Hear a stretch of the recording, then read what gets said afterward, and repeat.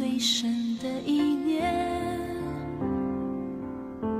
你明了我内里的一切，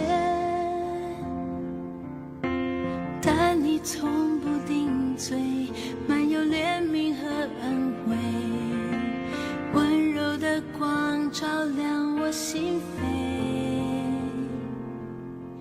我追想你过往的作为，我思念你同在的容颜，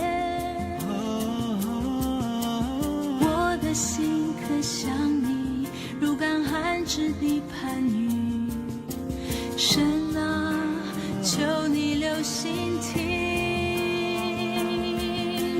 父啊，我向你呼求，医治我里面的破碎，当我的心发昏，领我到更高之地，使我高过四面的仇敌。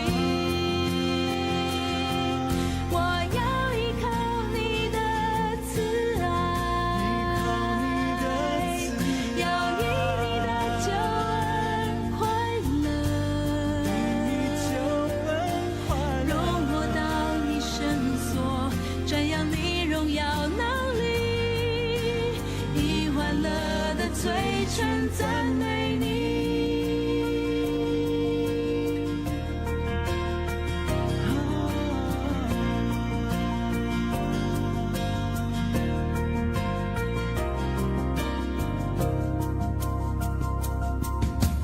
你知道我最深的意念，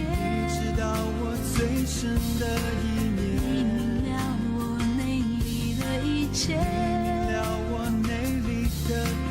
但你从不定罪，满有怜悯和恩惠，温柔的光照亮我心扉。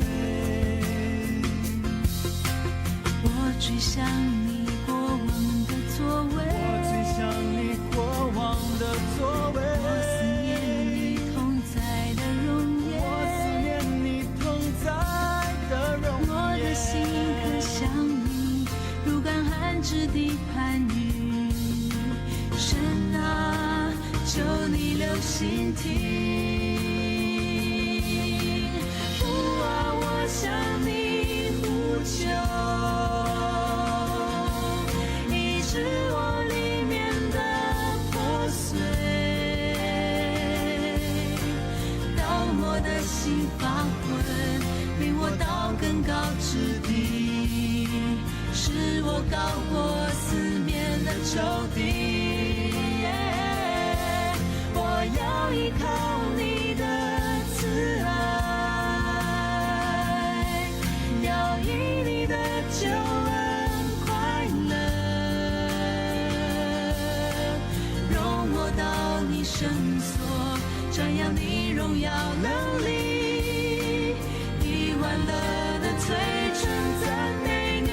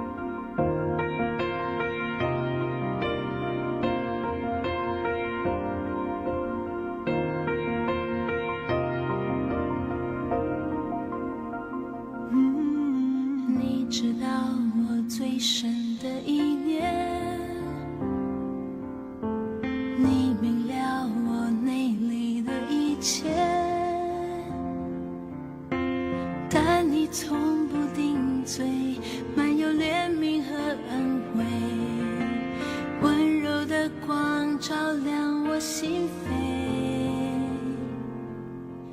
我追想你过往的作为，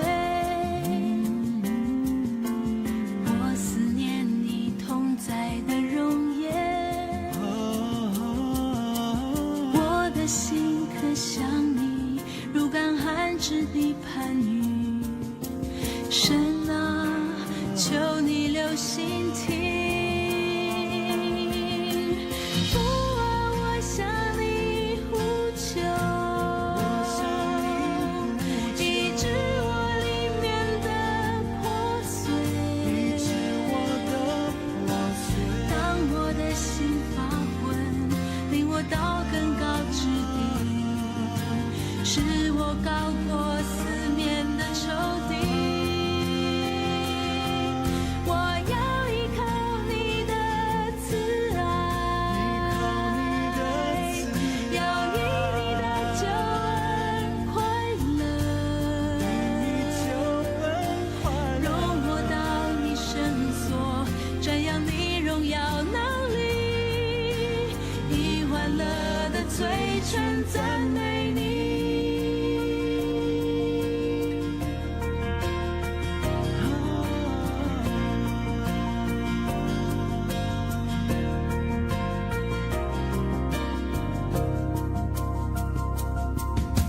你知道我最深的一面，你明了我内里的一切，但你从不定罪，满有怜悯和恩惠，温柔的光照亮我心扉。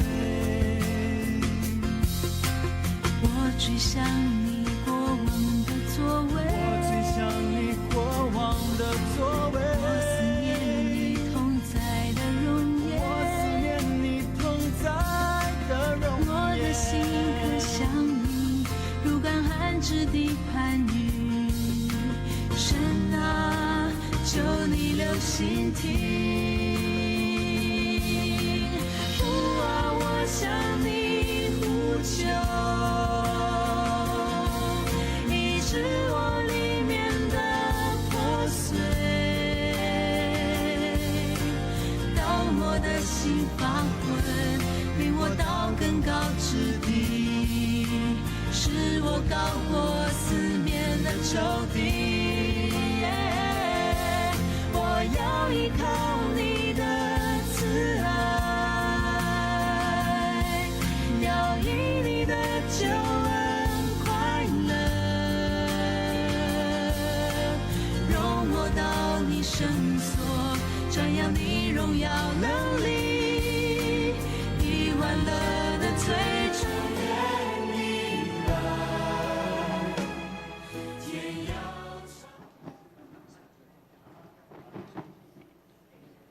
好，礼拜即将开始，请记得把手机关成震动或静音。各位弟兄姐妹平安，平安，新年快乐，新年快乐！感谢神吼，让我们在新年年假的第2天，我们可以来到他的殿中，一起来敬拜他。我们一起从座位上起立，我们一起跟隔壁的说：新年快乐，很高兴见到你。新年快乐，很高兴见到你。看哪，我要做一件事，如今发现你们岂不知道吗？我必在旷野开道路，在沙漠开江河。弟兄姐妹，在过去的一年，无论大风大浪，神都带领着我们，赐给我们不动摇的信心。现在我们来赞美他，用不动摇的信心来赞美他。主赐给我不动摇的信心，海浪之中，你伸出大手拉住我，求出去我心中所有的怀疑，旷野之中紧紧跟随与主活主，海浪之中我必不沉落，旷野之中我必不迷路，不退缩也不害怕，不动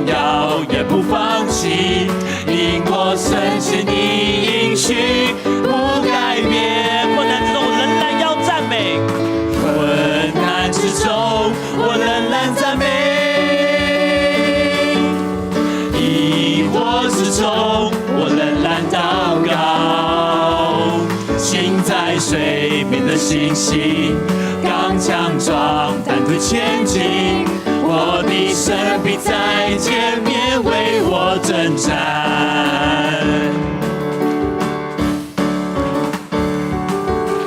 主赐给我不动摇的信心，海浪之中你伸出大手拉住我，出去我心中所有的怀疑，旷野之中紧紧跟随云之落，再次来宣告海浪之中必不沉落，海浪之中我必不沉落，旷野之中我必不迷路，不退缩也不害怕，不动摇也不放弃，因我深信你应许不改变。困难之中我仍然赞美，疑惑之中仍然祷告，疑惑之中我仍然祷告，行在水面的星星，刚强壮胆的前进，我的神必在前面为我征战。我的祷告，我的祷告，无论求什么，只要相信就必得着。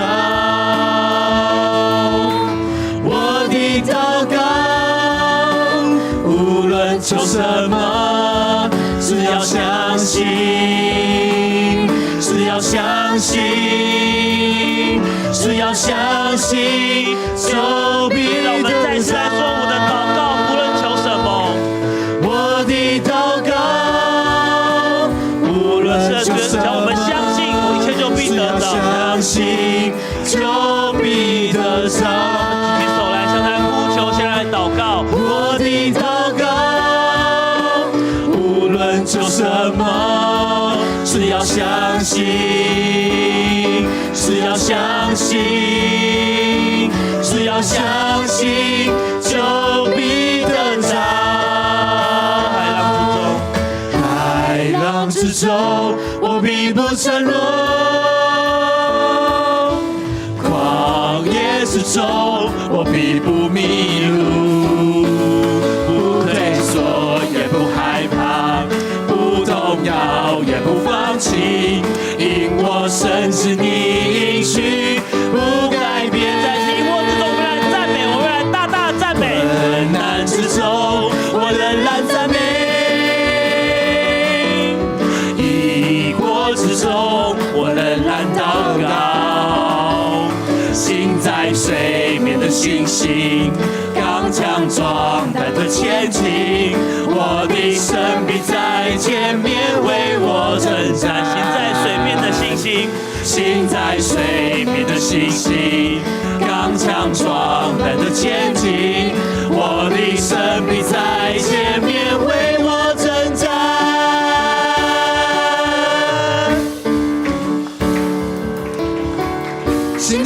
新的事将要成就，新的恩膏，新的恩宠，我们要唱新歌，称赞我们神在家。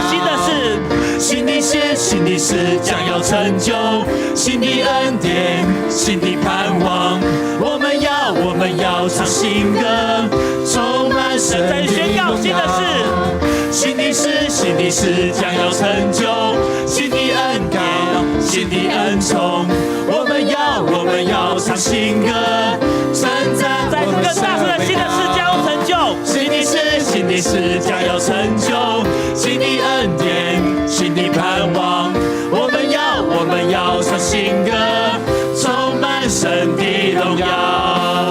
神是做新事的神，阿们吗？阿们。我们要一起宣告，在这新的一年，我们生命中将有新的事发生，阿们吗？阿们。让我们一起大声来赞美，一起来大声的宣告，你是做新事的神，你是做新事的神，我要向你唱新歌，我要向你唱新歌。怜悯，每天都是新的，新旧新皮带，每天要思想。在你是做新事的神，你是做新事的神，我要向你唱新歌。恩典怜悯，每天都是新的，新旧新皮带，每天要思想。新的事将要成就，新的事将要成就，新的恩膏，新的恩宠，我们要唱新歌，称赞我们神为高。新的事将要成就，新的恩典，新的盼望，我们要唱新歌，充满神在这新的事将要成就，新的事将要成就，新的恩膏，新的恩宠，我们要唱新歌，称赞我们神为高。新的事将要成就，新的恩典，新的盼望，我们要唱新歌，充满神的大声宣告，新的事将要成就，新的事将要成就，新的恩膏，新的恩宠，我们要唱新歌，称赞我们神为高。新的事将要成就，新的恩典，新的盼望，我们要唱新歌，充满再一次新的事将成就，新的事将要成就，新的恩膏，新的恩宠，我们要唱新歌，称赞我们神为高。新的事将要成就，新的恩典，新的盼望，我们要唱新歌，充满神的荣耀。让我们用最大的掌声将荣耀献给在做新事的神，因为他在新的一年必有新的事要成就。哈利路亚，哈利路亚，哈利路亚，弟兄姐妹请坐。亲爱的神主耶稣，我满心的感谢你。感谢你，让我们在新的一年能够有新的盼望，因为我们知道你是做新事的神，你必在我们生命当中会有新的意向、新的方向、新的盼望。谢谢主，是感谢你，想感谢你，祷告奉靠圣祈求，阿门。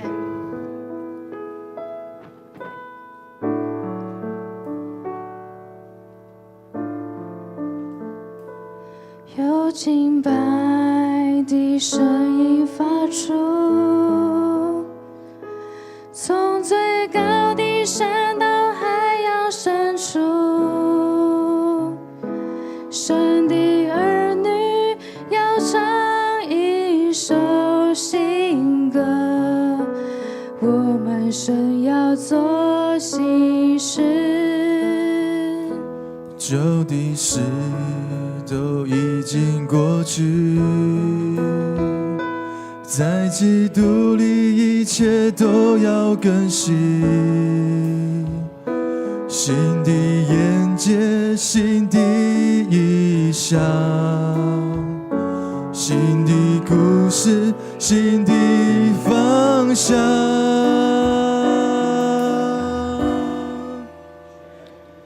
全地都要渴望呼喊荣耀的主，我愿你来，天要敞开，恩膏倾倒下来，神国度的荣耀彰显，全地都要渴望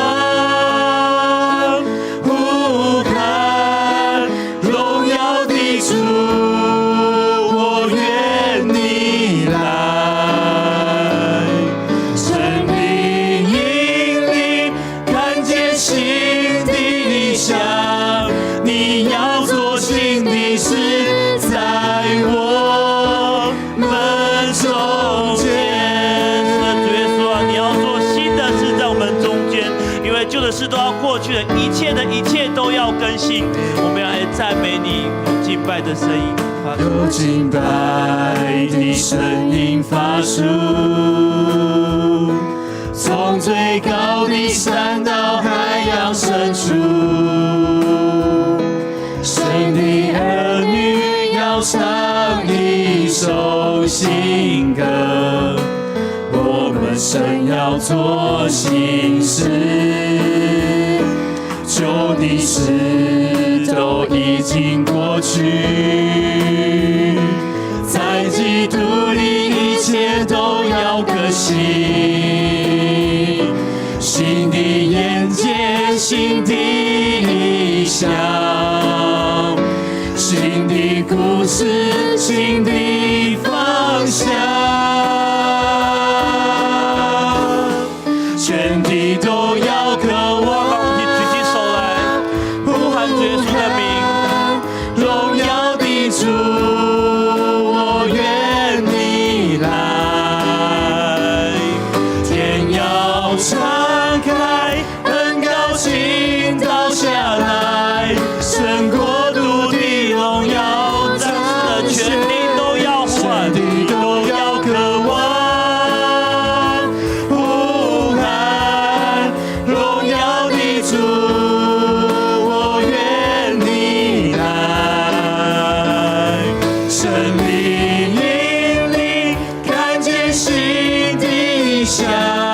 你要做新的事，在我们中间，让我们更多人在呼喊，全地都要渴望，全地都要渴望。是的，让我们举起手来呼喊我们的主，我们用更多的渴望来呼喊他，愿他的荣耀可以降下来，他荣耀就在我们当中。愿主耶稣你敞开你天上的国库，你的恩膏倾倒下来。彰显在台湾这块土地上，愿眷顾每位台湾的子民，愿主啊，我们有渴望的更多来呼喊你的名，愿主的荣耀，愿属于你的荣耀，可以在我们当中彰显，愿你来到我们当中，我们要来敬拜你，我们来赞美你，愿你的圣灵来引领我们，让我们看见异象，让我们看见你要做新的事，哈利路亚，让我们更多的来呼喊，全地都要渴望。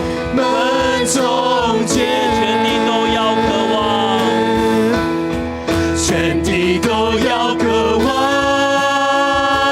呼喊荣耀的主，我愿你来，天要敞开，恩膏倾倒下来，神国度的荣耀彰显。全地都要渴望，呼喊荣耀的主，我愿你来，神灵引领，看见新的意象，你要做新的事，在我们神灵引领。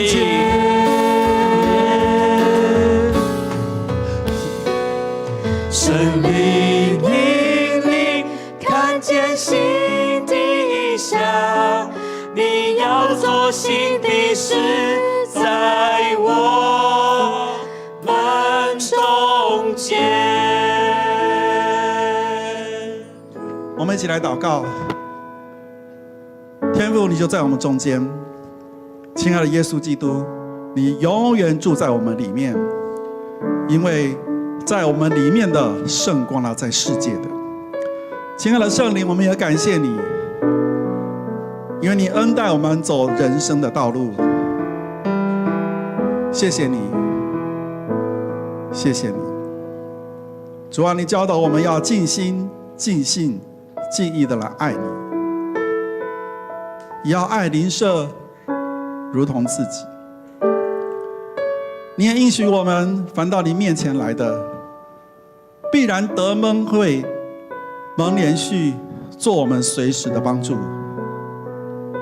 亲爱的耶稣，凡到你圣殿的，就让我们空空的来，满满的回去。你的恩典乃是一生之久，你的怒气不过一时之间。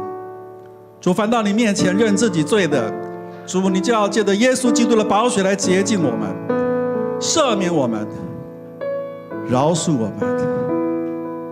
你要洗净我们一切的不义，你要医治我们一切的疾病。主啊，你说我们凭着信心求，一点都不疑惑，主，你就要成全这事。主啊，在你面前的众儿女们，在线上的你的儿女们，把我们的心打开，向你呼求，住在我们里面，恩待我们。旧的一年即将过去，新的一年即将开始。你是做新事的神，你要使我们成为一个新造的人。每一天我们都要成为一个新造的人。虽然我们软弱，但主你比我们刚强。虽然我们常常觉得无能为力，但主在你凡事都能。主啊，帮助我们常常凭着信心求，常常依靠圣灵，常常来寻求你的面，我们就必得着。天父，我们将今天的礼拜仰望在你的手中，求主你与我们同在。借着牧师的口传讲你的信息，也让我们知道我们得救是本乎恩，因着信，不是出于自己的行为。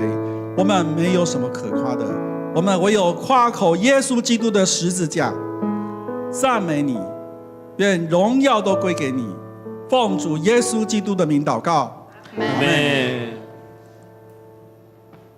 接下来我们要奉献。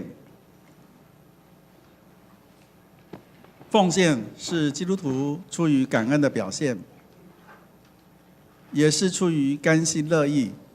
如果您不明白奉献的意义，请用祷告来表达你的感恩。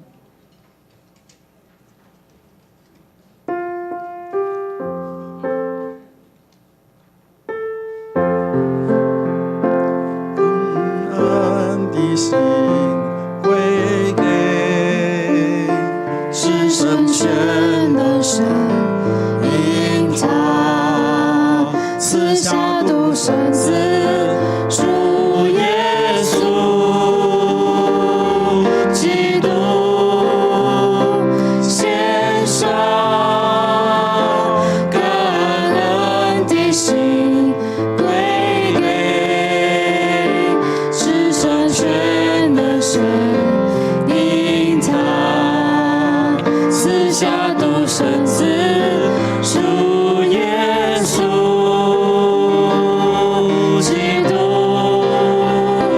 如今软弱者已得刚强，贫穷者已成富足，都因为主已成就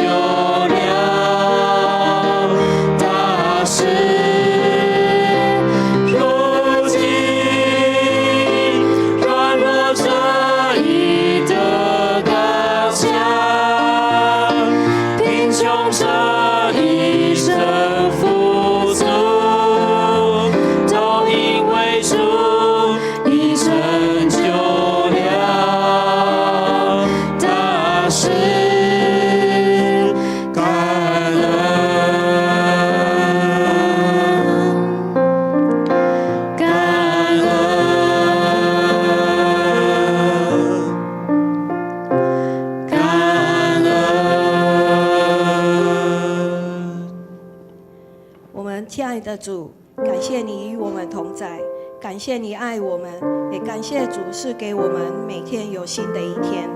你是我们的喜乐，你是我们的平安，你是我们的福。我们需要你在我们生命中成为你喜悦的儿女。在这几天放假，求主看顾我们的脚步，出入平安，与家人团圆，有你的恩典浇灌在每一个家庭，透过你的话语，让我们生命更丰富。现在我们献上金钱、时间、才能，为主所用，请主悦纳。这样感谢祷告，奉主耶稣基督的圣名，阿门。阿门。坐轿前，麻烦跟左右邻居跟他说平安。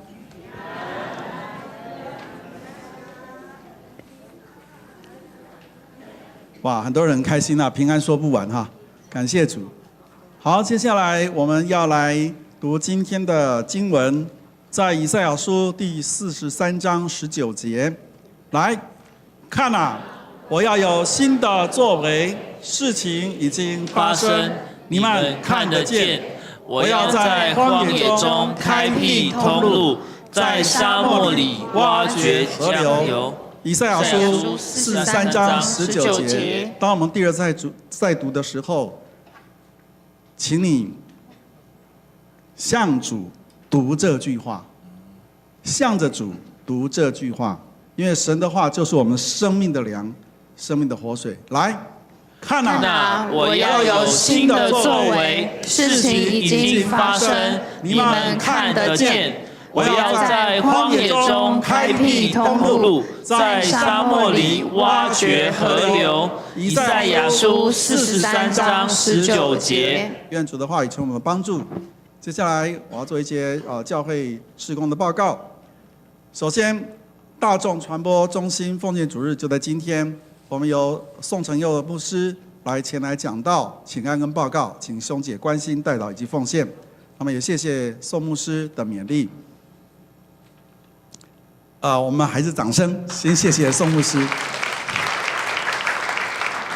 因为我讲了拍头前刚都会录了，对不对哈？好，继续60周年的特刊呢，我们已经在上一周开始发放。那么还没有领到的弟兄姐妹，那么每户原则上1本，在49号的1楼领取，3月底截止。那么及不在的会友，您可以购买，每一本是多少钱？500，多不多？怎么那么小声？多不多？很多，但是神供应得起，对不对？感谢主啊！如果你看过了这300多页，你会觉得非常感动。如果你也在里面，你会觉得，如果当中有你，感谢主；当中没有你，因为你刚来。所以呢，未来的10年、70年周刊印刷的时候，会不会有你？会不会？你们人讲没啦，我可能去注接去啊，没你要给主讲主啊，70年我嘛要在70周年周刊里面。下一页。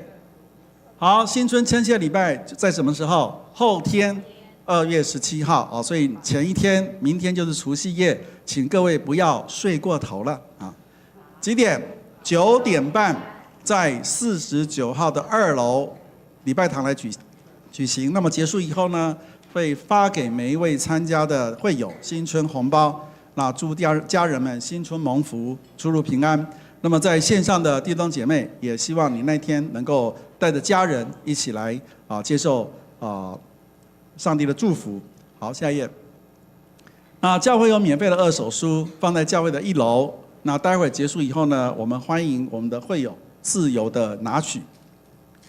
3月8号礼拜天，那天是妇女节那天我们要举行我们今年第2次的圣礼典，要受洗的弟兄姐妹，那么请在今天向区长或者小组长报名请不要跑到干事室因为干事室今天休假所以一定要记得找区长跟小组长那么在22号以前要完成接下来对不起，下一页，报税的规定。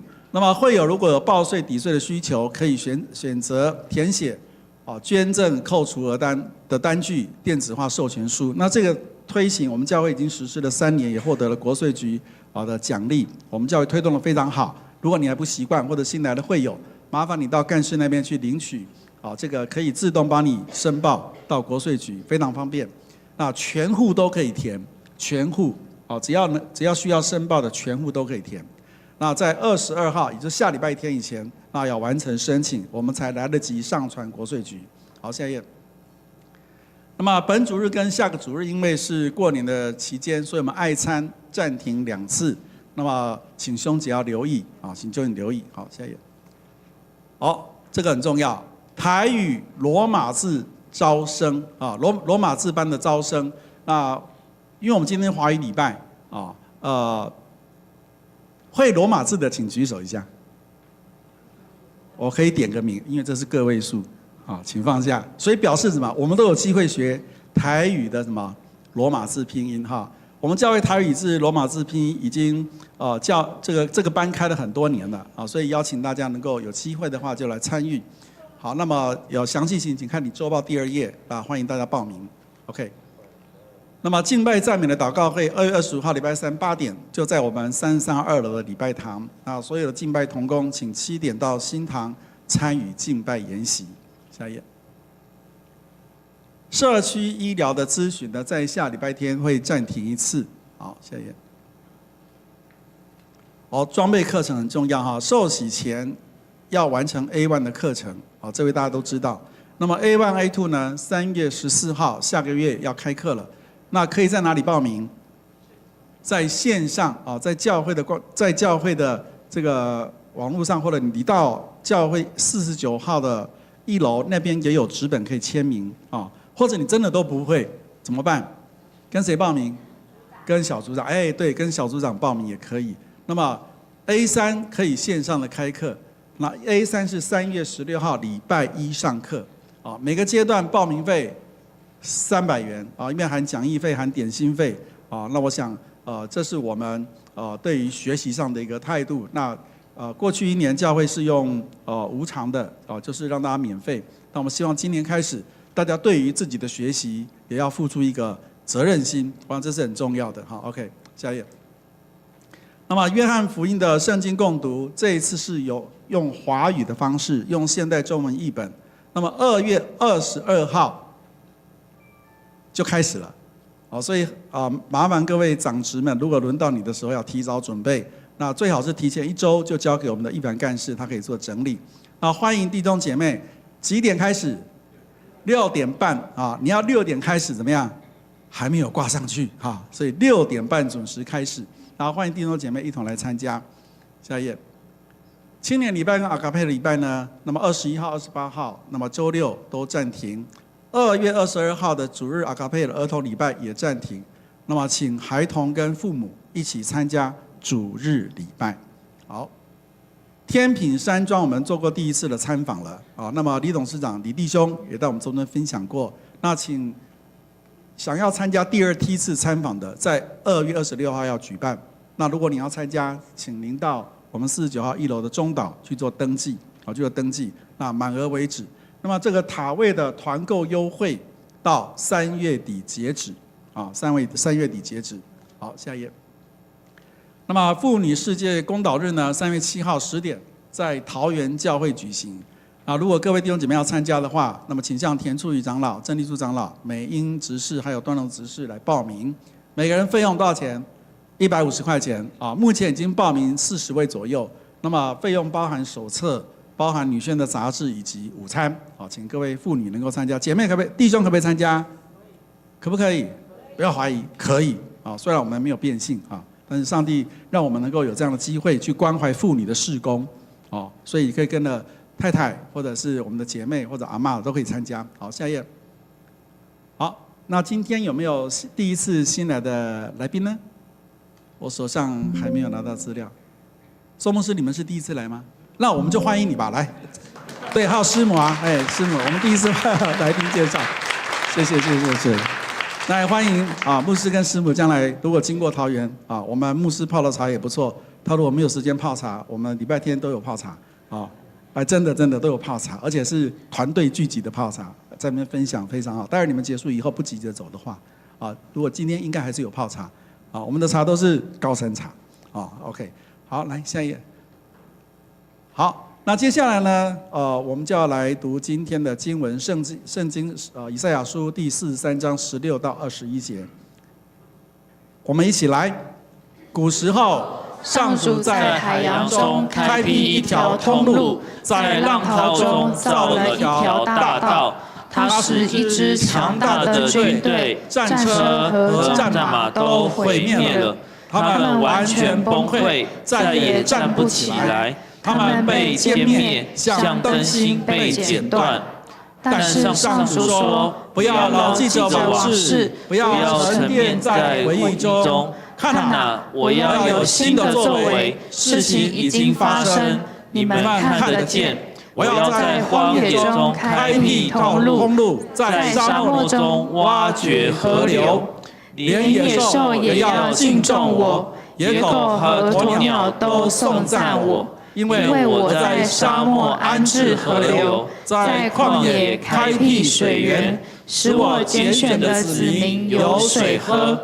他们是我为自己造的子民，他们要向我唱赞美的诗歌。那接下来呢？我们要请宋牧师、宋志荣牧师来为我们讲道。他今天讲到的题目是一项心事。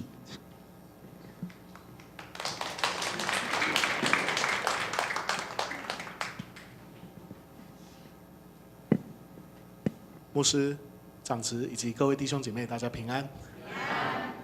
每一次来到这个地方，表示我其实不是第一次站在这里，但是呢，之前来到这里不是为了要来做礼拜，而是有机会能够认识牧师，然后在他的身上我有很多的学习。牧师是一个让我觉得非常谦柔又很有远见，然后让我觉得很温暖，又能够带领教会向前的一个好牧者。也透过那一次在跟长子同工的过程，还有我们许多的干事伙伴一起在讨论有关教会的一些调整跟改变，让我感受到我们教会是真的有信、有望、有爱的存在。我们一起来祷告。慈爱的父神，我们谢谢你，你让我们有机会同心聚集在神你的殿，我们的目的只有一个，就是恳求你打开我们的心门，让我们听的与说的都蒙你的祝福。求你真实的帮助我们，让我们在过年的时节，我们没有忘记如何领受神在我们生命当中所做的新事，也如何愿意摆上我们自己，成为活祭，为主来做新事。我们将今天的礼拜恭敬的交托，恳求祷告，奉耶稣基督的名，阿们。在刚刚我们所读到的这一段经文，事实上我认为大家应该不是非常的陌生。许多时候我们人生当中遇到蛮多的苦难、委屈，或者甚至是我们会怨怼、生气的时候，我们常常会用这一段经文彼此互相的勉励。那这段经文到底它是要勉励谁？回顾过去以色列人的历史，如果大家还有印象的话，整个以色列联合大公国在所罗门王统治结束以后，就分裂成两个，一个是北国以色列，一个是南国犹大。如果大家还有印象，北国以色列被哪一个国家攻打？亚述帝国，对不对？南国犹大过了不久就被这个巴比伦帝国来攻打。那所以我们就晓得，其实特别因为圣城耶路撒冷城是在南国的犹大的范围里面，所以当巴比伦帝国攻陷的时候，耶路撒冷包含敬拜上帝的圣殿都被毁坏，有许多的人在那个时候被抓去巴比伦帝国当奴隶啊。那今天这段经文它出现的时机点，就是当这些人被抓去巴比伦当奴隶的时候，他们有机会回到自己的故乡。这个故乡是上帝为他们所预备，是流奶与蜜之地，是他们原本敬拜上帝的地方，是他们这个全家人的一同的回忆。我们想象一下，牧师想要问问大家，你觉得当这些人有机会从巴比伦回到自己的故乡，请问是欢喜快乐，还是悲伤难过？欢喜快乐，对不对？哇，有机会回到自己的故乡，当然要开心。就像我们过年的时候，我相信今天我们应该有很多弟兄姐妹已经先返乡或者是南下去自己的故乡，爸爸妈妈的家、阿公阿嬷的家一起聚会嘛。我每一年都很期待有机会全家人一起团聚嘛。所以被抓去的人，他们有机会回到自己的故乡，应该是欢喜快乐。就像现在这个时候啊，我心里面也是跟大家一样的想法。但非常有意思的是，事实上这些被抓去巴比伦的人，这一个故乡对他们来讲，恐怕跟我们想象有一点不太一样。为什么？第一个原因，这个故乡本身就是他们难过害怕的土地。怎么说？我不知道大家有没有印象，在2009年哦，大概17年前，有一个莫拉克台风，把高雄那玛夏的某一个村，一夕之间被这个土石流淹没。哪一个村？小林村。大家还有印象？17年过去了，我们当中有没有人再去小林村看过？有人去，对不对？有人去。请问小林村现在长什么样子？我还在神学院服侍的时候，有一次我们跟着老师和同学一起去到小林村。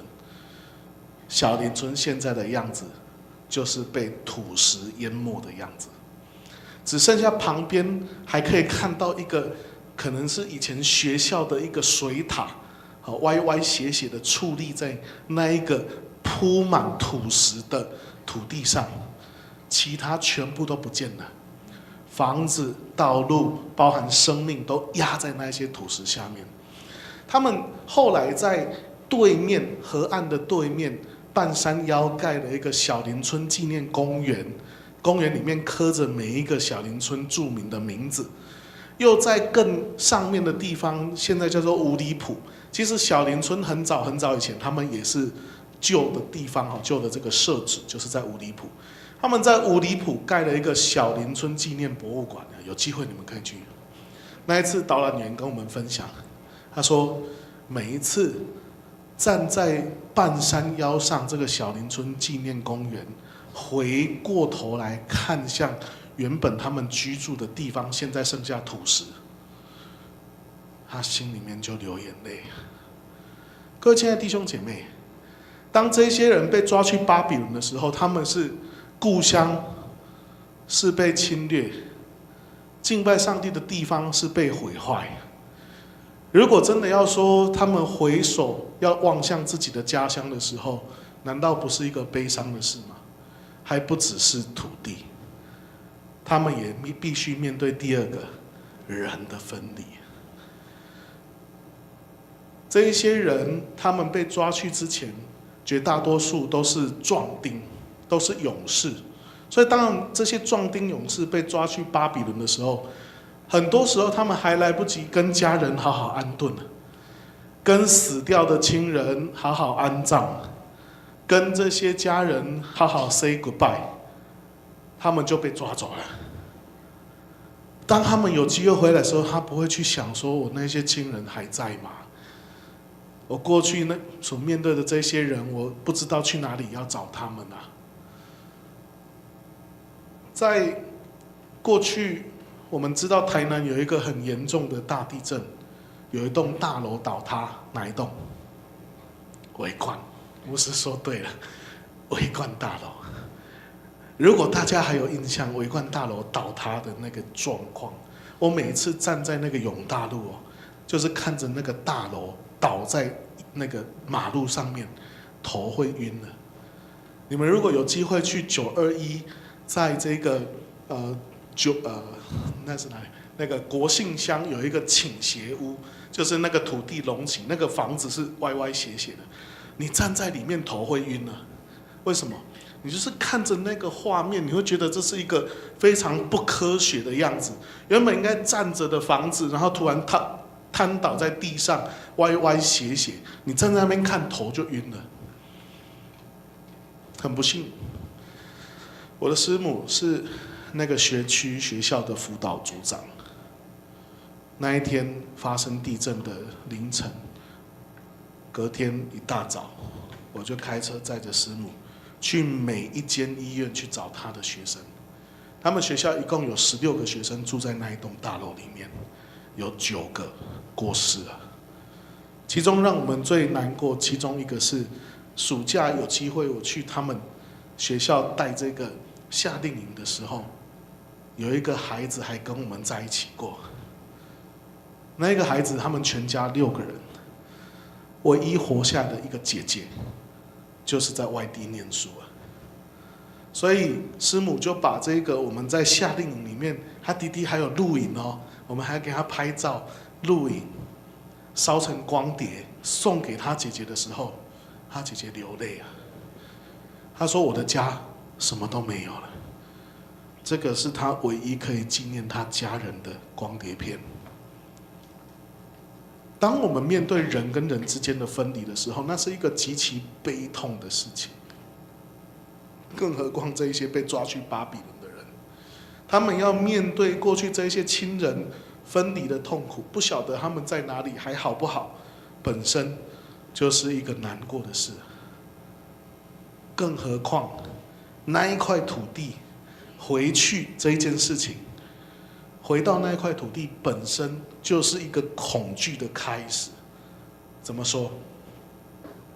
我们要知道，犹太人第一次被抓去巴比伦大概什么时候？大概是在主前605到606左右。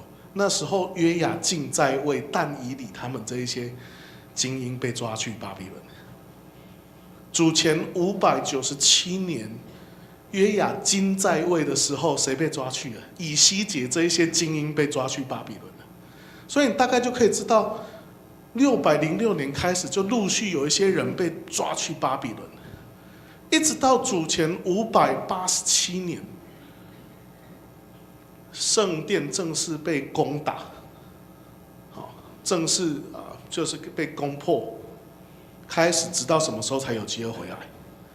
直到主前537年、主前538年左右，68年的时间，将近70年。这个70年的时间，其实说长是不长，但是说短也没有很短哦。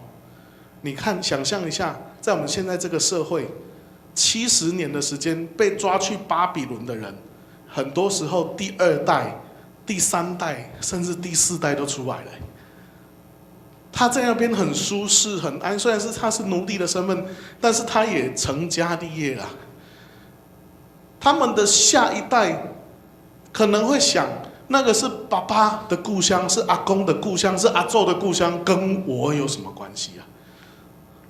就好像我自己每次都在想，我的阿公是住在这个高雄的弥陀乡，虽然他已经过世了哈，几年前过世，但是我也在想，我每次回去哈要扫墓的时候，看我们家的那个家族墓，我是我们家第26代的那个孙子，第26代，我儿子是27代。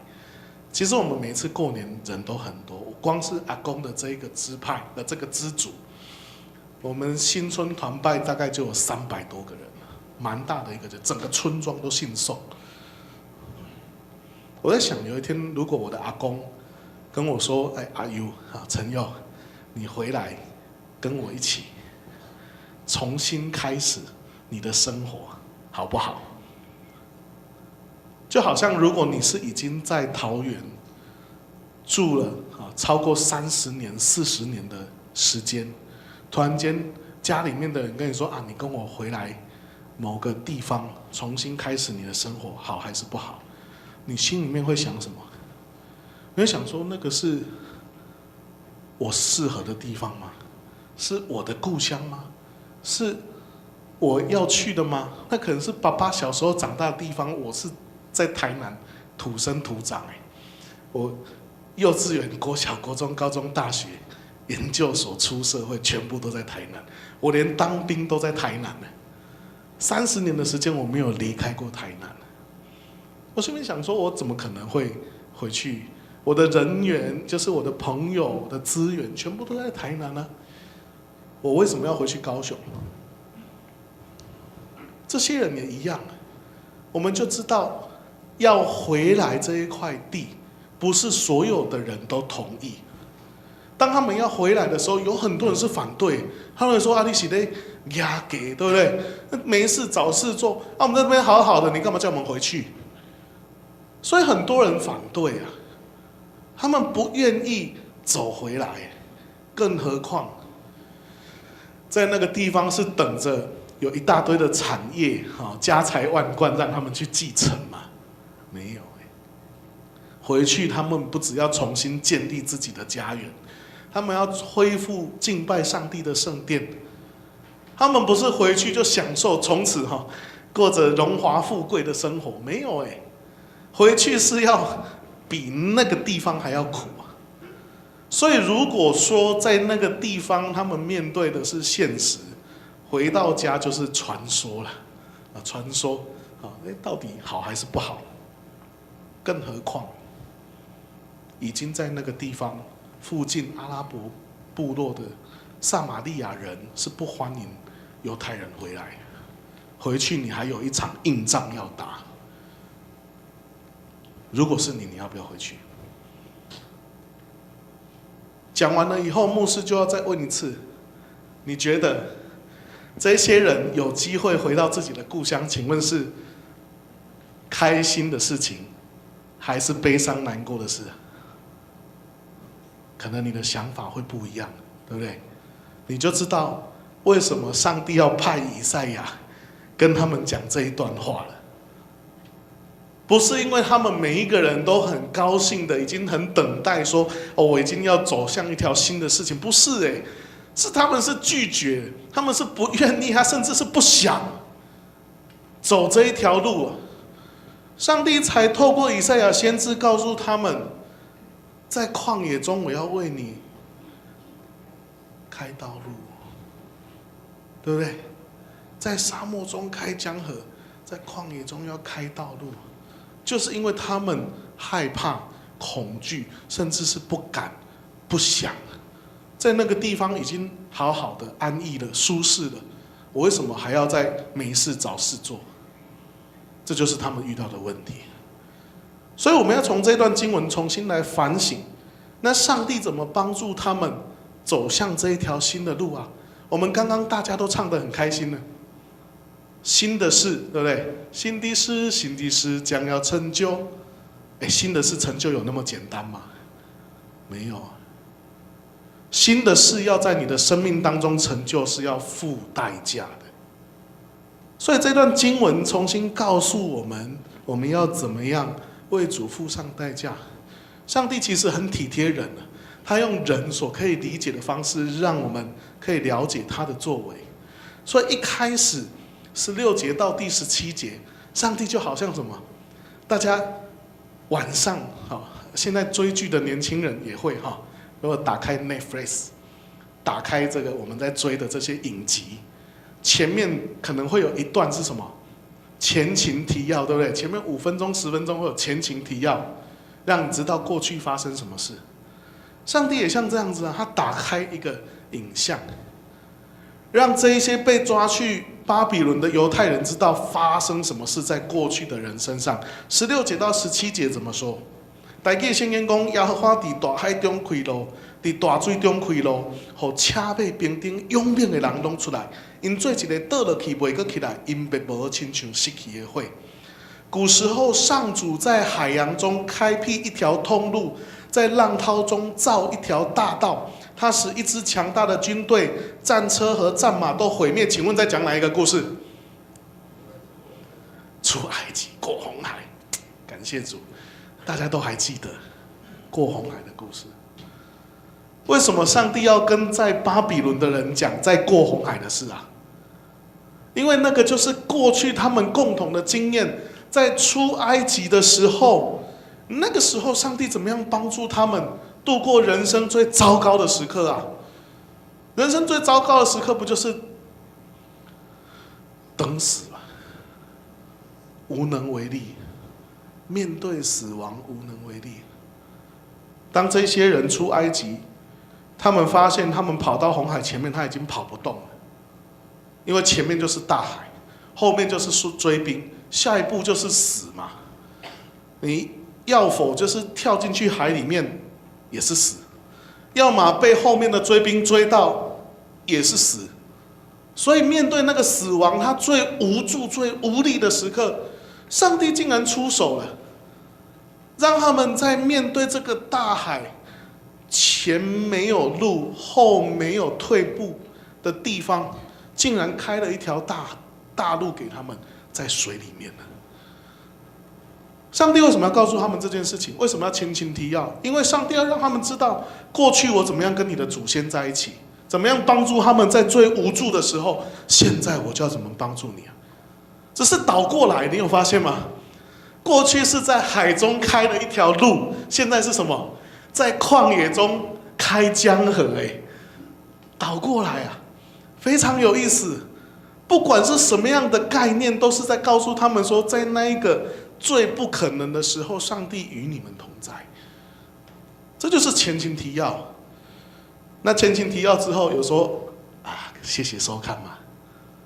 没有啦，看完前情提要，当然是要看最精彩的事情嘛。所以你看18节怎么说？18节的圣经说，耶和华安尼讲，恁唔通纪念前的事，也唔通想早时的代志。但是上主说，不要老记着往事，不要沉湎在回忆中啊。意思是告诉他们，你不要只有想过去发生的事情，更重要是什么？接下来要发生的事嘛。有没有人在追剧的时候说，我喜欢那个每一次开始的时候，我前面一部戏1个小时，我喜欢看50分钟的前情提要，看10分钟的接下来要发生的事？不会吧？我们大家都是知道过去发生的事是什么，然后接下来还有更精彩的内容等着我们看嘛。所以上帝也是一样啊，他在第18节的时候告诉你说，你不要老记着往事，你也要在意接下来要发生什么事。接下来发生什么事？19节到20节精彩预告来了。他说：“看，我要做一项的新的事，大家发现恁敢唔知嘛？我要伫旷野开道路，伫沙漠开江河。山顶的走兽要尊重我，山口甲岛礁也要安尼。因为我互旷野有水，互沙漠有河，通互我的百姓我所敬的啉嘛。”他说：“看啊，我要有新的作为，事情已经发生，你们要看得见。我要在荒野中开辟通路，在沙漠里挖掘河流，连野兽也要敬重我，野狗和鸵鸟都要颂赞我。因为我在沙漠安置河流，在旷野开辟水源，要使我的拣选的子民有水喝啊！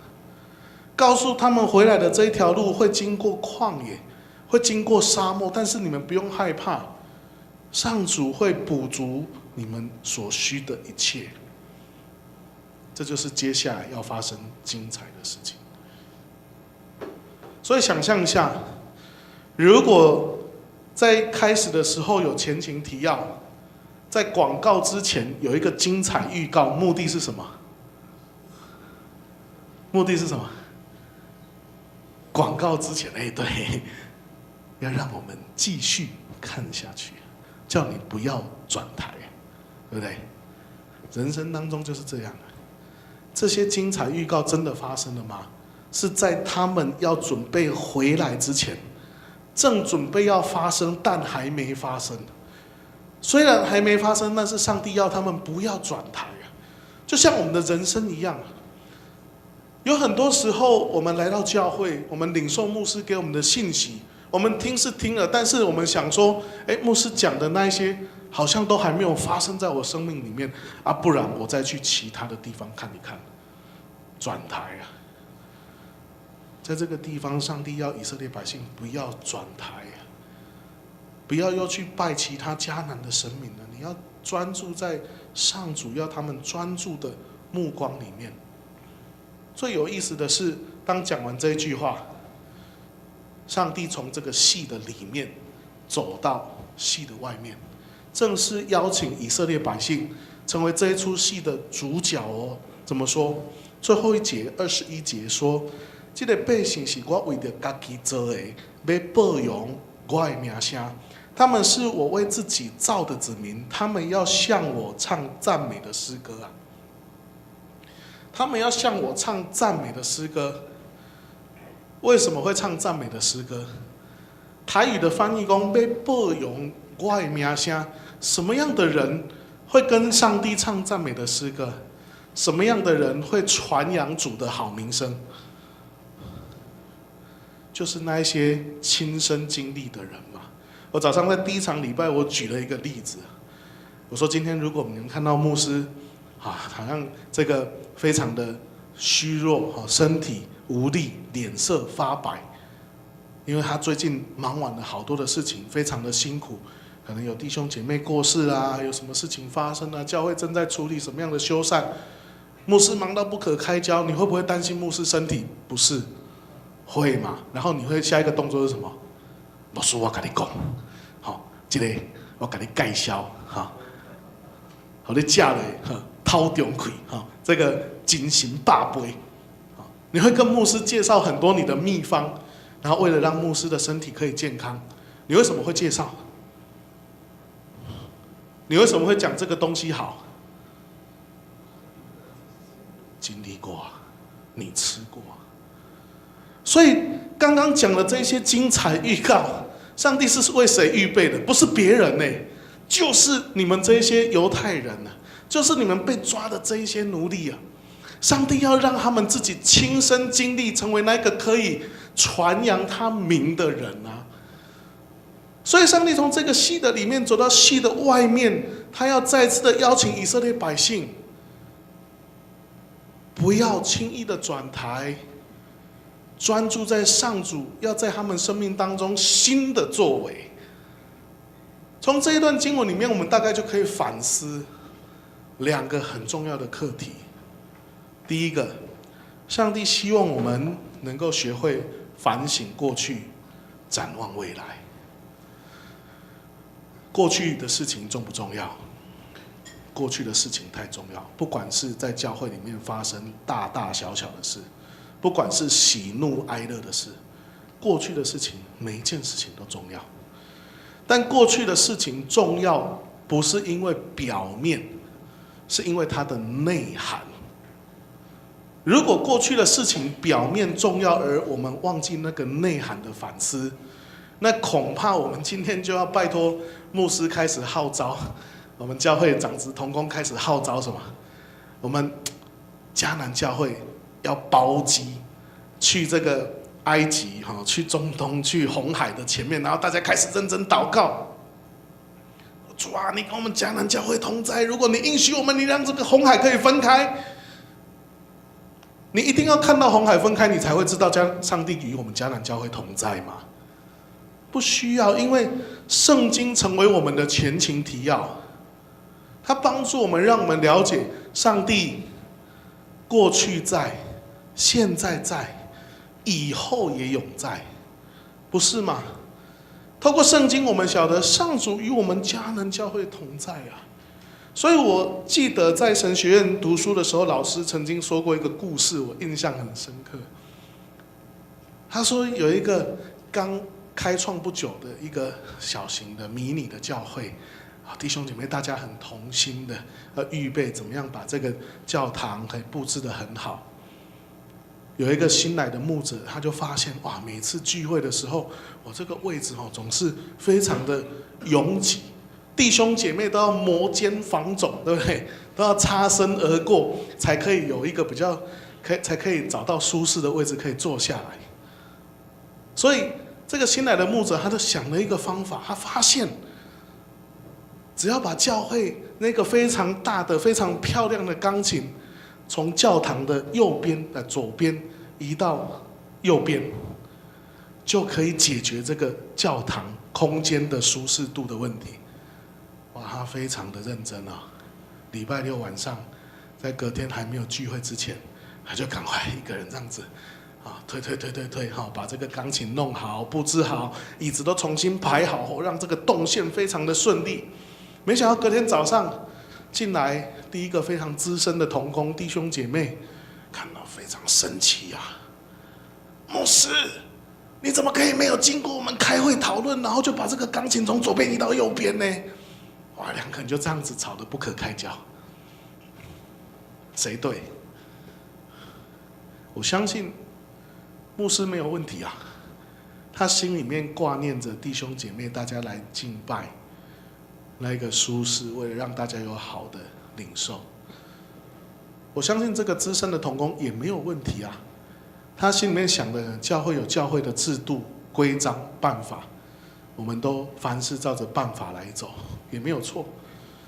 但是为什么会吵架？因为他们都忘记了礼拜堂为什么会出现钢琴呢？礼拜堂为什么会出现爵士鼓？为什么会出现其他的乐器啊？为什么？不是为了要赞美上帝吗？所以这个本身放在哪里，跟这个东西为什么要这样用，哪一个比较重要？我相信是背后的那个目的更重要嘛。如果我们大家都知道背后的那个目的，那我相信冲突就会降低很多，不是吗？所以回过头来，我们回来看这段经文，上帝不是说过去的事情不重要，他要带领以色列百姓出，不是埃及哦，这一次是出哪里？巴比伦。他带领以色列百姓出巴比伦，他知道他们害怕，他知道他们担心，甚至他们不愿意。他先让他们看过去发生的事，然后呢，帮助他们有信心走向未来。第二个，也是最后一个，对他们来讲，那么多人要集体离开他们已经舒适安逸的地方，容不容易？不容易。当这些人要离开的时候，他们面对未来，刚刚牧师有讲，那个是现实，这个是传奇，简不简单？超级不简单。他们要面对的挑战很大，恐怕对这一些人来说，那并不是一个充满盼望的事。可是上帝要让他们学习从绝望走向盼望。因为这是上主本来就应许为他们预备流奶与蜜之地，要帮助他们有勇气从绝望当中走向未来。各位亲爱的弟兄姐妹，你觉得这段经文跟我们好像很远，因为发生在主前500-600年前的事情，距今都至少2500多年了，跟我们好像很远。但其实你知道吗？今天这一段经文，也跟我们每一个弟兄姐妹很有关系啊。我是最后分享我个人的故事，来做结束。我小的时候，不是立志要当牧师啊。小的时候，学校老师问说：“你长大要做什么？”我其实心里面有一个很有我自己定见的答案，你们可能想象不到。我小时候是立志要当一个神偷啊，想说这是职业吗？不要觉得这不是一个职业哦，我觉得还蛮厉害的嘞。我小的时候看那个周润发的电影，可能离你们有点远哦。牧师是74年次啊。我小时候看那个周润发有一出电影叫《纵横四海》。如果你们还有印象，他去偷了一幅画，有没有成功？有成功哎！大家很爱看呐，电影很卖座。你说啊，离我们比较近的《亡命关头》有看过了吧？从第1集演到现在第9集，主角冯迪所哪一集没有去给人家偷东西？他怎么样去跟人家应对进退，然后把人家的钱放在自己的口袋？又像英雄一样，电影又这么卖座，你还会花钱去看？你怎么可以笑牧师小时候神偷的梦想？你们不是都花钱了，不是吗？而且不要忘记哦，冯迪所每一次吃饭都有祷告哦，不是吗？我小时候，我觉得这种人很厉害，他会知道怎么样跟人家应对进退。他会知道哪一个空间有什么样的弱点，想尽办法，然后把东西占为己有。这种人真是太厉害了。所以我开始给自己有很多的训练。就是我每到一个空间，我都会去看这边大概有几只摄影机，死角在哪里。到现在都好像有这种职业病哈。我想最多死角都是在楼梯转角，因为楼梯的转角没有人去放摄影机嘛。小时候我就是这样，每一次我偷东西，我都有成功把东西拿回家，但是我每一次都失败，因为每一次我母亲都会发现我偷东西。有一次我真的受不了，我就问他，我说妈妈，跟妈妈讲话是台语的，妈妈，到底什么人跟你讲的？不信邪哈，我就成功，我怎么可能，对不对？人家那么难的地方哦，那个摄影机一堆，我都有办法给他拿回家，怎么会你都知道？怎么可能？因为回到家，妈妈知道就是不免一顿毒打嘛，对不对？我怎么会知道？我就问他，他跟我说，上帝跟我讲的。所以你就知道我怎么可能会当牧师。我小时候信仰没有那么好，我觉得上帝是宝贝啊，上帝都常常泄露我的秘密给我妈妈知道，很生气的。就这样子，我并没有因为每次他泄露给妈妈知道，就失去我的这个心愿。我后来有一次偷拿大卖场的4颗电池。我们小时候家里面很穷啊，我没有任何一个玩具可以装电池但是我为什么要偷拿4颗电池？我那个时候认为如果有办法把电池拿到手，我的技术又进步了一点点，因为电池都放在卖场的哪里？对吗？有经验就是柜台旁边嘛。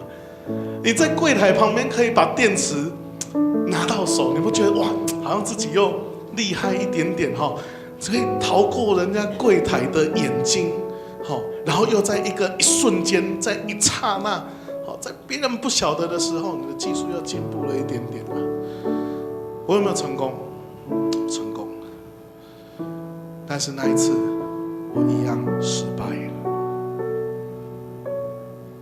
那一次的失败是我人生当中最悲惨的一个经历，也是我难以忘怀的经历。因为那一次发现的不是我的母亲，是我的父亲。我的父亲是一个个性非常木讷，就是他其实不善于用言语表达。可是那一次我的父亲，他就是一手牵着我，从我们家就这样走回去大卖场，一手拿4颗电池，我们回去大卖场跟人家道歉。为什么我印象非常深刻？因为那是我人生最丢脸的一件事。我跪在大卖场的门口，跟那个柜台的小姐道歉，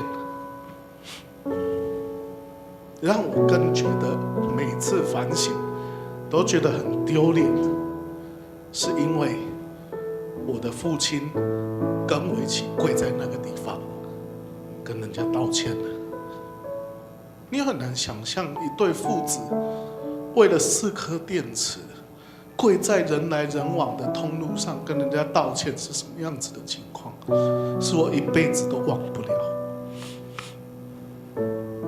但是因为还小，那时候心里面只有想着怎么样达到自己的梦想，所以虽然现在回想还是一个很难过的记号，可是并没有浇熄牧师对我神偷梦想这一条路的迈进了。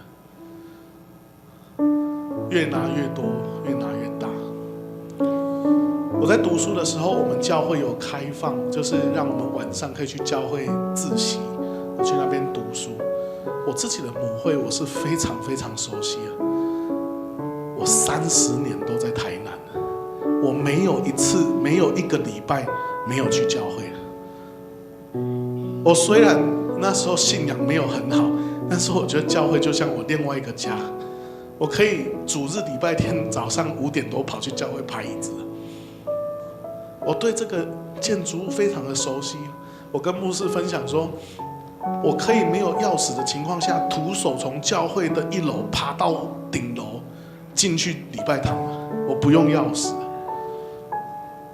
那个时候我们教会刚买了这个笔记型这个 laptop 那个笔记型电脑，为了做这种新的单枪投影机。你们知道我是一个非常爱电脑的人，我决定要偷走教会的电脑，因为我很熟悉嘛。我把我所有走过的路径，我都拿抹布擦了一次。我拿了钥匙进去这个办公室里面，把那个以前是那个卡带型的，不像现在是数位录影机的录影带，把它拿去丢掉。我打算，我心里面想的是，牧师隔天就算报警，也绝对找不到是谁偷的，厉害了吧？我太熟悉了嘛。我有没有成功？我有成功。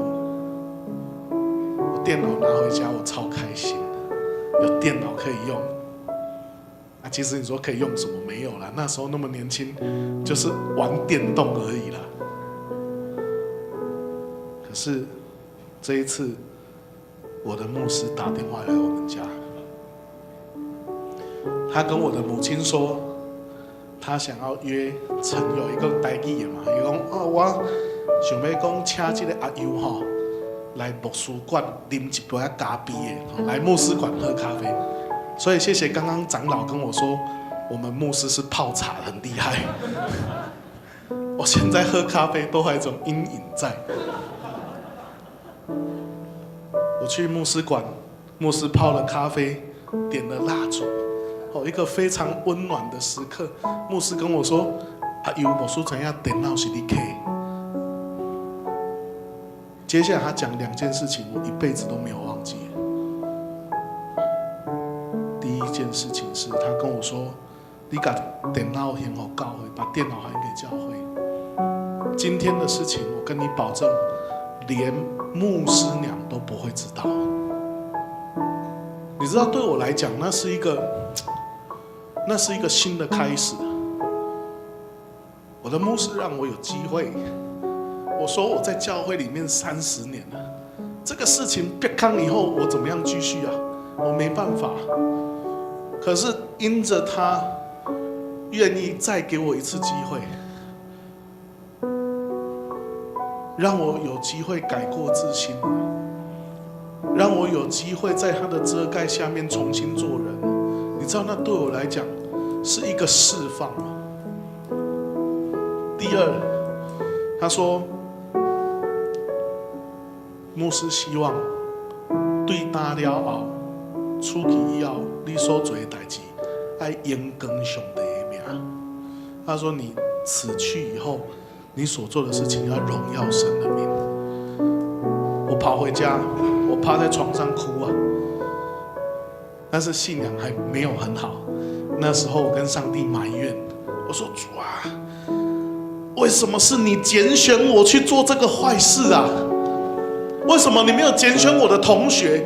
为什么没有拣选我的朋友？你却拣选我去做这个坏事啊？”我还是把责任怪上帝啊。好家在后面我有补一句话，我跟上帝求说，我希望我想要改变，求你帮助我改变。从此开始，我改变了没？我改变。可是问题跟麻烦才刚刚要开始。各位亲爱的弟兄姐妹，有很多时候，我们的心就像是这一些被抓去巴比伦的犹太人一样，我们的心就像是被撒旦抓去很远的地方。你已经安逸了，你已经舒适了，你甚至觉得说，我好像没有太大的问题需要改变。虽然在你内心深处，你知道上帝的应许在这里是流奶与蜜之地，可是你已经习惯了。当你要走向这一条路，还有旷野在等着你啊，还有沙漠在等着你啊。因为当你说你要改变，请问谁相信？没有人会相信的，连自己的父母亲都不会相信。我考上研究所的时候，我妈妈跟我讲一句话，她说：“阿友啊，妈妈本来感觉你扣角啊，扣角在台语里面是一个对对于他的孩子是已经呈现放弃的状态啊。这是我的母亲内心的反省。在那个时候，当你要改变，谁会相信？我已经上了大学了，有一天接到家里面的电话，赶快接起来。妈妈打来，讲话比较客气啊。她的原文是这样子的啊，阿优啊，妈妈放伫饭桌顶吼，迄200块，我安那找拢找无啊。他说我在桌子上面放200块，我怎么找都找不到。你敢有无细粒放伫你的落地啊？他说你有没有不小心放在你的口袋？哪有你嫌我妈妈？你就知道，当你要改变，没有那么简单。每一次接到这种电话，都是切掉嘛哈，跟你讲无就是无哈，那很生气嘛哈。可是那一次，我真实的可以感受到心中一股暖流，在提醒我好好讲。所以我就跟妈妈说：“妈妈，请你相信我，这个事情已经离我很远了，已经离我很远了。”就这样，我其实也不知道到底我们家有没有东西不见了，但是至少到现在，妈妈没有再打这种电话给我。各位亲爱的弟兄姐妹，你不要觉得犹太人的故事离你很远了。犹太人的故事是我们生命的前情提要，我们的圣经是我们生命的精彩预告。上帝要在我们生命当中做一件新事，这个新不是只有在乎你得到什么，这个新也在乎你愿意为主献上什么，你愿意为他付上什么样的代价。过年我们大家都说要除旧布新，对不对？除旧布新的过程不是只有你得到一个新的车子或得到一个新的房子，谁有那么厉害每一年都可以买一间新的房子？不是，有时候心事就在那个房子里面最深沉、最黑暗、最污秽、最你不敢打开门让人家看到的那一个地方，你愿意付上代价，好好的把它整理干净，好好把它扫清楚，新的事就要发生在你的身上。所以我盼望待会我们再一次唱回应诗的时候，我们不是只有跟上帝祷告说我要有什么样新的得到，而是求主帮助我们，让我们有勇气做一个过去我们知道却我们不敢做的事。不管是在你的家庭当中，不管是在你的工作上，不管是在教会的服事里面，你知道什么样是上帝所喜悦的，但是在过去你因为安逸，你舒适，你跟上帝说：“主啊，这就是我已经习惯了，我觉得在改变对我来讲会花费太多的心力。”可是你明明知道什么样是上主喜欢的事，就要把那个事情摆上。求主带领我们，也保守我们，让我们在新的一年，我们要为主做这一项新事。我们一起来祷告。亲爱的主，我们在你的面前，我们再一次的反省、悔改、认罪，在你的里面。有很多时候，我们以为新是我们能够得到什么样的新事物，却我们也忽略忘记，原来新也是我们愿意为主摆上什么样的奉献。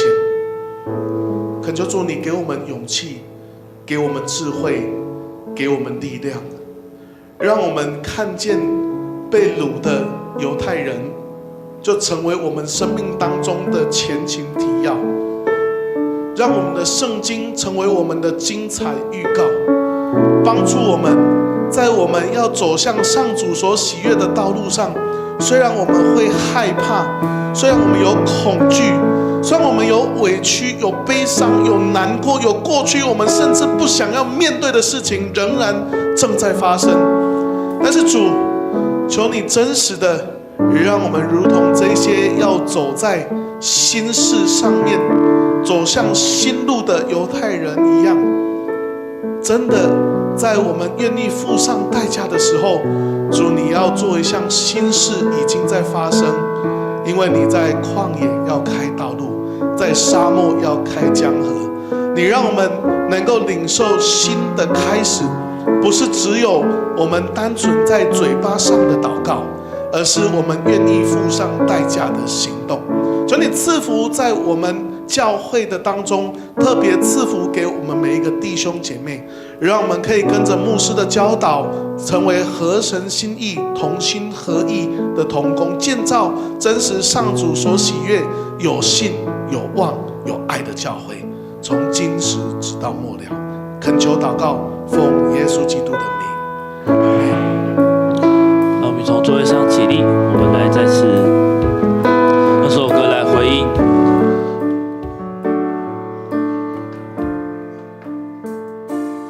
有敬拜的声音发出，从最高的山到海洋深处，神的儿女要唱一首新歌，我们神要做新事，旧的事都已经过去，在基督里一切都要更新，新的眼界，新的意象，新的故事，新的方向，全地都要渴望呼喊荣耀的主，我愿你来，天要敞开，恩膏倾倒下来，神国度的荣耀彰显，全地都要渴望呼喊荣耀的主，我愿你来，神灵引领，看见新的意象，你要做新的事，在我们中间，在这全地都要渴望，全地都要渴望呼喊荣耀的主，我愿你来，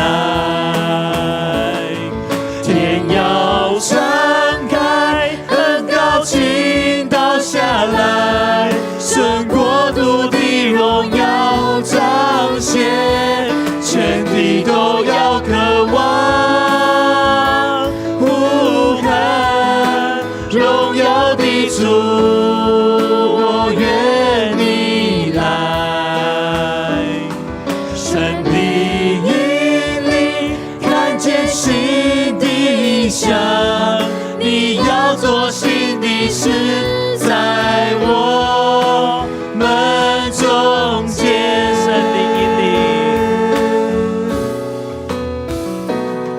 神灵引领，看见新的意象，你要做新的事，在我们中间。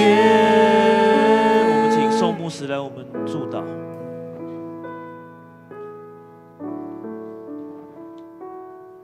我们一起来领受祝福。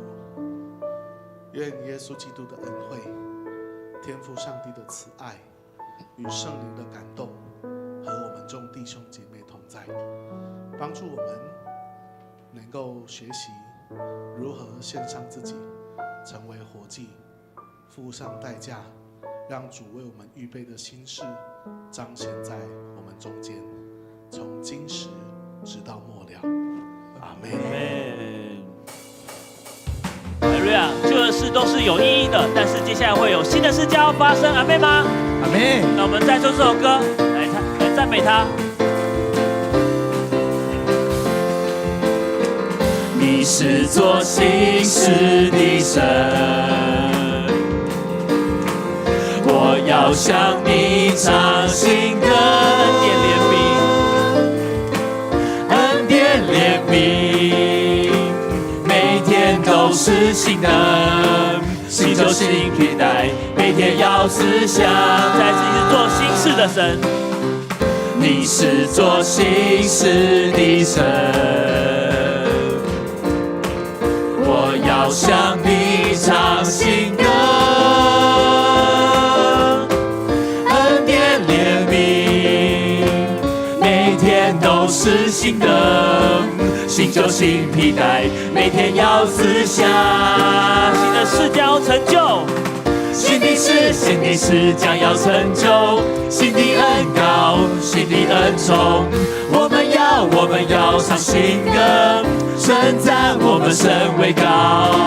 新的事将要成就，新的恩典，新的盼望，我们要唱新歌，充满神的荣耀。我们再用最大的掌声献给我们这做新事的神。哈利路亚，哈利路亚，阿门。哈利路亚，阿门。哈利路亚，阿门。哈利路亚，阿门。感谢主，我们今天的聚会到这边结束，请跟我们的左右邻居前后祝他新年快乐，后天见。新年快乐，后天见。椅子不用收啊，我们还要用哈。那麻烦把你桌上、桌下旁边所有东西稍微。